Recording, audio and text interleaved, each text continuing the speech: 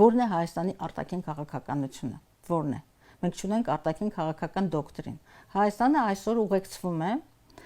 Հայաստանի Հանրապետության կառավարության 21-26 թվականների ծրագրով, որը օրենքի ուժ ունի եւ հաստատված է ազգային ժողովի կողմից։ Չի դենոնսացվել։ Սա գործող խոստումների ծրագիրն է, որի համար մեր հասարակությունը ձայն տվեց։ Դու չես կարողացել քո խոստումները, որոնք վաճառել էիր, ինչպես հիմա խաղաղությունն ես վաճառում, քո վաճառած խոստումները անկարող էր, որովհետև քաղաքական իմպոտենտ էր, որովհետև կատարողների եւ պրոֆեսիոնալ թիմ չուներ, որովհետև դու ծայրահեղ վուլգար պոպուլիստ էիր քո քաղաքական թիմի հետ, ծայրահեղ վուլգար պոպուլիստներ եւ հույսի վաճառականներ։ Եվ ուրեմն այդ կամ դենոնսացնեիք, կամ ընդունեիք, որ դուք ձախողվել եք եւ բարոյականություն ունենայիք, հեռանայիք, քաղաքական բարոյականություն ունենայիք, հեռանայիք, եւ այսօր բան այդ